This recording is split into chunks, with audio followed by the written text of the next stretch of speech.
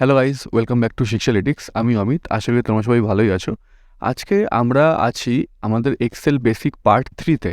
আর আজকে আমরা শিখবো আমরা এক্সেলে কীভাবে ডাটা এডিটিং করি। ওকে, তো ডাটা এডিটিং বলতে আমি কি বলতে চাইছি, দেখো আমরা আজকে শিখবো এক্সেলের ডেটা কীভাবে ফাইন্ড অ্যান্ড রিপ্লেস করতে হয়।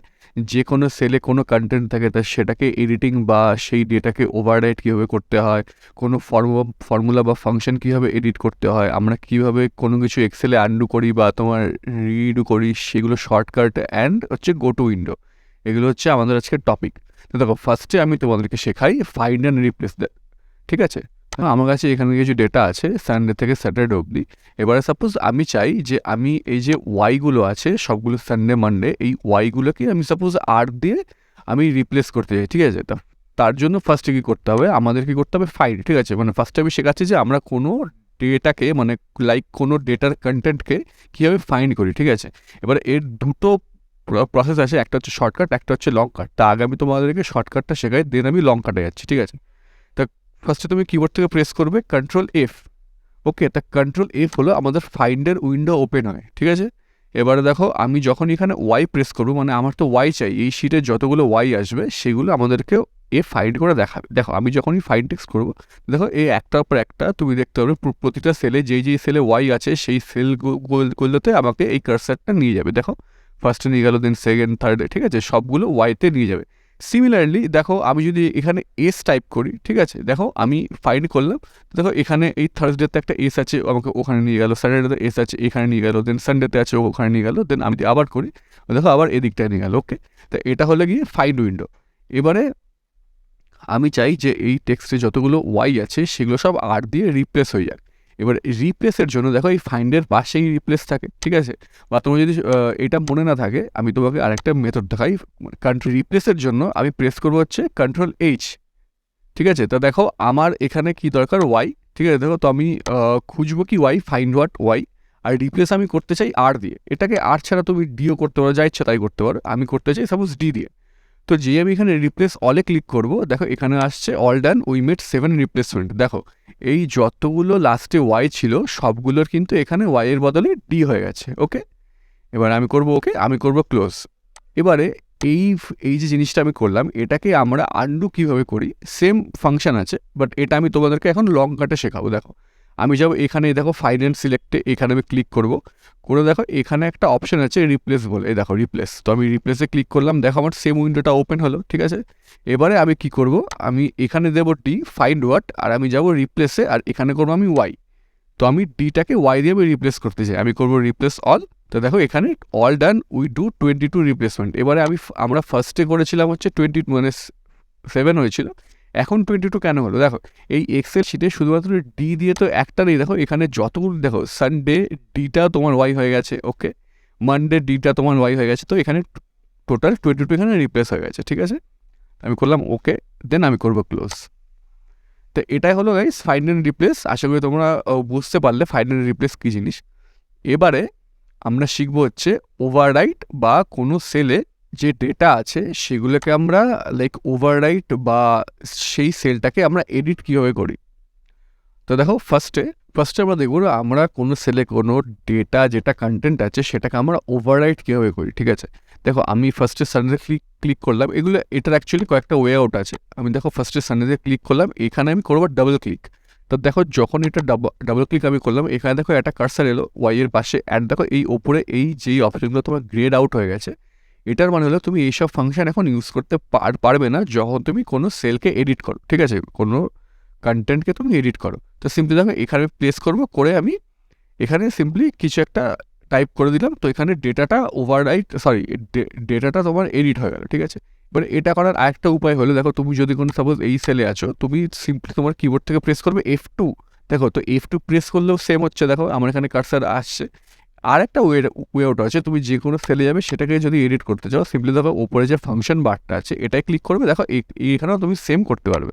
ঠিক আছে, তো এইটা হলো গিয়ে তোমার ডেটা এডিট করা। এবারে তুমি যদি চাও ডেটা ওভার রাইট করতে, সেটা খুবই ইজি। দেখো তুমি সাপোজ এটাকে ওভার রাইট করতে চাও, তুমি এখানে যাবে, গিয়ে কিছু একটা তুমি লিখে দিলে, দেখো তাহলে তোমার ডেটাটা যেই যেই সেলে তোমার আগের যে ডেটাটা ছিল সেটা এইটা দিয়ে তোমার ওভাররাইট হয়ে গেল, ঠিক আছে। এবারে আমরা দেখব আমরা কীভাবে ফর্মুলা অ্যান্ড ফাংশন এডিট করি। তো ফার্স্টে আমাদেরকে জানতে হবে ফর্মুলা আর ফাংশনটা কী জিনিস। দেখো, তো এক্সেলে বাই ডিফল্ট মাইক্রোসফট এক্সেল কিছু কিছু আমাদেরকে ফাংশন দিয়ে রেখেছে, যোগ বিয়োগ গুণ ভাগ অ্যান্ড ভেরিয়াস আদার্স কাজ করার জন্য, সেগুলোকে আমরা ফাংশন বলি। লাইক দেখো, আমি যদি আমার কাছে দেখো এখানে একটা সিরিয়াল নাম্বার আছে 10 to 70, আমি যদি এই সেলটায় গেলাম, যদি আমার ধরে দেখো এইগুলোর যোগ চাই, দেখো এইখানে একটা অটোসাম বলে একটা অপশান আছে, আমি যেই এটায় ক্লিক করবো দেখো এটাই একটা ফাংশন ক্রিয়েট হলো। দেখো সামটা হচ্ছে ফাংশনের নাম, দেন H2 to H8, ঠিক আছে। আমি যে এটা এন্টার করবো দেখো এখানে 280 এলো, যেটা একদমই ঠিক, 10 থেকে 70 যোগ করে 280 হয়। এটা হলো কি ফাংশন, যেটা মাইক্রোসফট এক্সেল অলরেডি আমাদের জন্য বানিয়ে রেখেছে বাই ডিফল্ট। এবার যদি আমি কোনো ফর্মুলা বানাতে চাই, সেটা সাপোজ এরকম কিছু একটা হবে। দেখো আমি দিলাম ইকুয়ালস টু, দেন হচ্ছে গিয়ে এই যে H2, ওকে, দেন আমি দেবো প্লাস, দেন আবার এটা, দেন প্লাস, দেন আবার আমি প্রেস করবো 30, দেন 40, দেন দেখো 50, 60, 70, ঠিক আছে। তো এইটা আমি একটা ফর্মুলা তৈরি করলাম। এবার আমি যখন এখানে এন্ট্রি করবো দেখো রেজাল্ট সেম আসছে, বাট ফর্মুলাটা আমাকে তৈরি করতে হচ্ছে। তা এইটা একটুখানি টাইম টেকিং প্রসেস, ওর জন্য আমরা সবসময় ফাংশন ইউজ করি। বাট এক্সেলে এরকম অনেক কাজ আছে যার জন্য মানে আগে থেকে কোনো ফাংশন তৈরি করা নেই, তো সেই ক্ষেত্রে আমাদেরকে অনেক ফর্মুলা ক্রিয়েট করতে হয়, বাট সেগুলো অনেক অ্যাডভান্স লেভেল, আমরা সেটা নিয়ে পরে আলোচনা করবো। আপাতত এইটা হচ্ছে ফাংশন, যেটা অলরেডি ক্রিয়েট করা আছে, আর ফর্মুলা আমাদেরকে ক্রিয়েট করতে হয়, আর যেটা অনেক লেন্দি প্রসেস হয়। এবারে যদি আমরা চাই যে কোনো ফাংশন বা কোনো ফর্মুলা এডিট করতে, তখন আমরা কি করব। দেখো সাপোজ এইটা ফর্মুলা, আমি এখানে এটাকে এই ফর্মুলাটাকে আমি এডিট করতে চাই। সিম্পলি দেখো আমি যাবো এই ফর্মুলা বারে, আমি এখানে প্লাস দেবো, দিয়ে আমি করবো 10 প্লাস। তো দেখো এখন আমার যে ফর্মুলাটা ছিল সেটাতে আমার 10 প্লাস হয়ে গেল।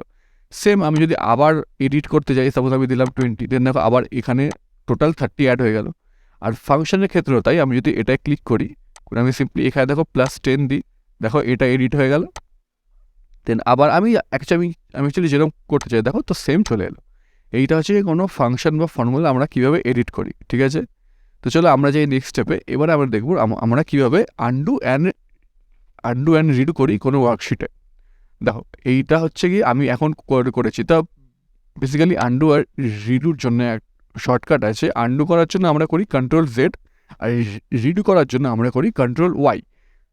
আর এটা একটা লং কাটও আছে। সাপোজ এখানে আমি গেলাম, দেখো এই যে এই ফাংশনটা এখানে শো করছে, এই ফাংশনটা দেখবে এইখানে দেখো একদম পুরো টুল বারের ওপরে এইটা তোমার হচ্ছে আন্ডু অপশন, দেখো আছে তোমার আন্ডু টাইপিং, আর এটা হচ্ছে তোমার রিডু। এখন আমি কোনো কাজ আন্ডু করিনি, ওর জন্য এই রিডু বাটনটা এখন গ্রেড আউট হয়ে আছে। বাট দেখো আমি যখন এটাকে আন্ডু করবো, দেখো এখান থেকে ফার্স্ট অফ অল 30টা গেল, ঠিক আছে। দেন দেখো এখানে রিডুর যে অপশনটা এটাও তোমার আসলো, ঠিক আছে।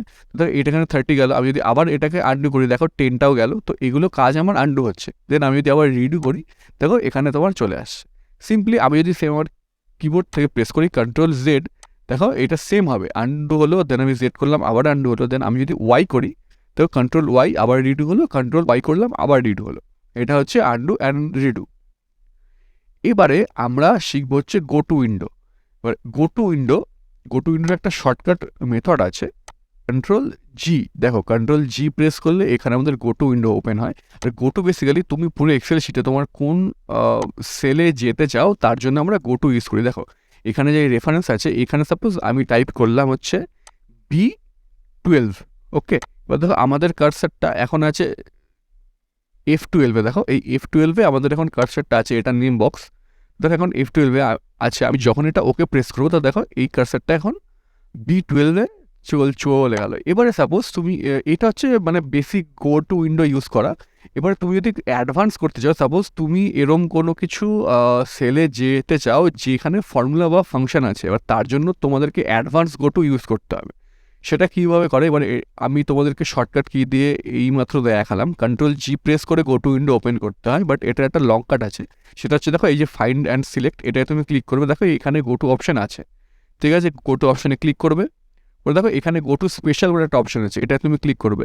দেখো এই উইন্ডোটা তোমার ওপেন হলো। এবারে তুমি যদি চাও যে তুমি এমন কোনো সেলে যাবে এখানে ফর্মুলা বা ফাংশন কন্টেন্ট করছে মানে আছে, তো তুমি এই সিম্পলি ফর্মুলাসে ক্লিক করবে, করে যেই তুমি ওকে করবে। দেখো এখন এক্সেল যেই তোমার এক্সেল শিটে যেই সেলগুলোতে ফর্মুলা বা ফাংশন আছে সেগুলোকে তোমার হাইলাইট করছে। দেখো এটাই আমার ফর্মুলা আছে, এটাই আমার ফাংশন আছে, ওর জন্য এগুলো সব হাইলাইট হয়ে আসছে।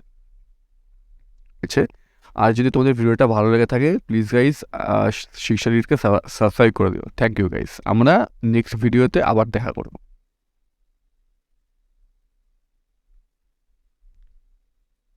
তাহলে গাইজ আজকের ভিডিওতে এইটুখানি থাক। আশা করি আমি যে কনসেপ্টটা তোমাদেরকে একদম বেসিক লেভেলে বোঝাতে চেয়েছি সেটা তোমরা বুঝতে পেরেছো। আর আমরা নেক্সট ভিডিওতে আবার এক্সেল বেসিক্সের কোনো নেক্সট পার্ট আলোচনা করব। তাহলে গাইজ যদি তোমাদের ভিডিওটা ভালো লেগে থাকে তাহলে কিন্তু অবশ্যই শিশালিকে সাবস্ক্রাইব করে দিও, শেয়ার করো, কমেন্ট করো। দেখা হবে পরের দিন। Thank you guys.